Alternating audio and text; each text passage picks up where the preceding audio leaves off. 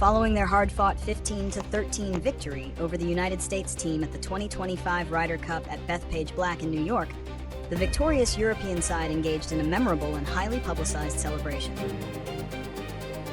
Led primarily by Northern Irish golfer Rory McIlroy, the team recorded a video on social media, holding the trophy aloft and chanting, "Are you watching? Are you watching Donald Trump?" This direct taunt was aimed at the former U.S. president, who is an avid golfer and had been in attendance earlier in the week. The action was immediately amplified across the media landscape, prompting a concise, lighthearted response from Mr. Trump on his social media platform, Truth Social. "Yes, I'm watching. Congratulations." Analysis, context, and significance.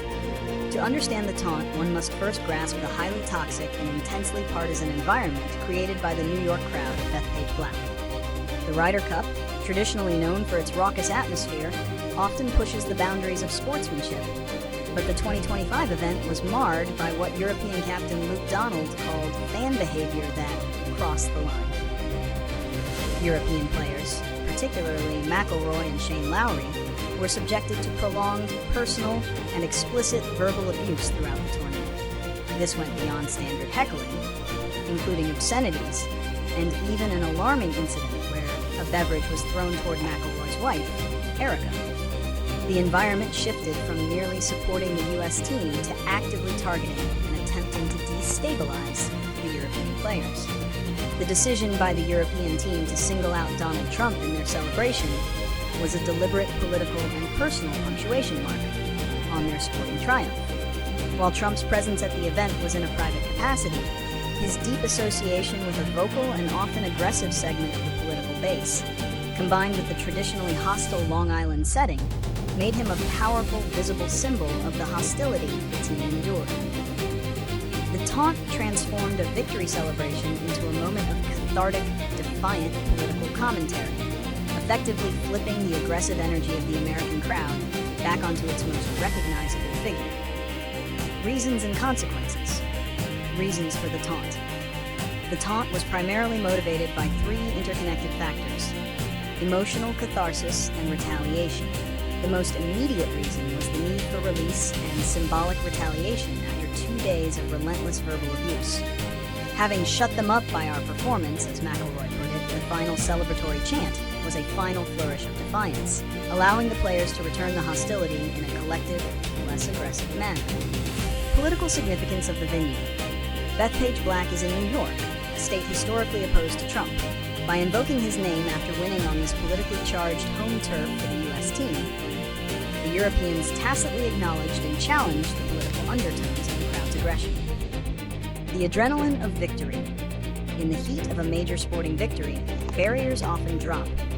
The chant was likely an unscripted, high-energy expression that seized upon the most visible political target available to express their collective relief and joy. Consequences of the action. The immediate consequences were largely positive for the golf narrative. Media amplification. The taunt and Trump's immediate, gracious response generated massive, widespread news coverage, adding a dramatic human element to the competitive story. Player validation. It validated the European team's defiance, painting them as resilient athletes who overcame both a world-class opponent and an unprecedentedly hostile crowd. Normalizing political expression. It further blurred the lines between sports and politics, making personal expression, even if politically charged, more acceptable for athletes in the public sphere. The long-term consequence, however, is a clear signal that golf is no longer a political sanctuary. Major events, especially on American soil, are now fully susceptible to becoming highly partisan platforms, forcing organizers to grapple with maintaining a competitive atmosphere free from personal political attacks. Prediction and solutions. Prediction for future events. The incident sets a worrying precedent.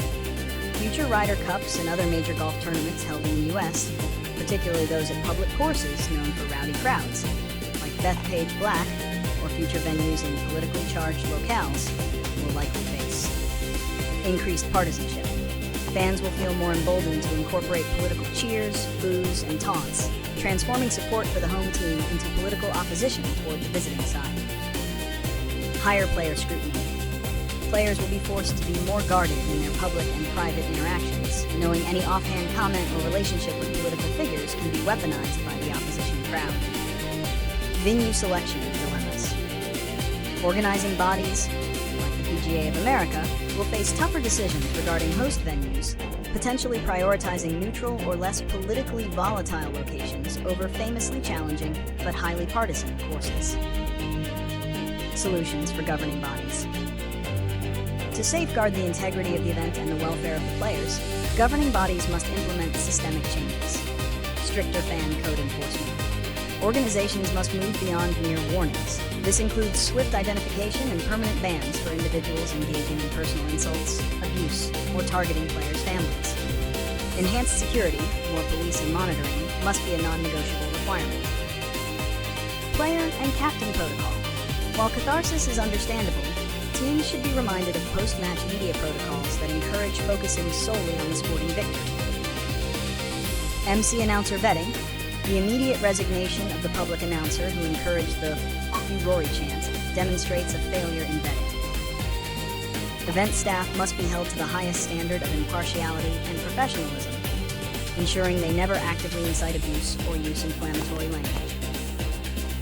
The governing bodies have a duty to ensure that the competition remains a test of golf, not endurance, against abuse.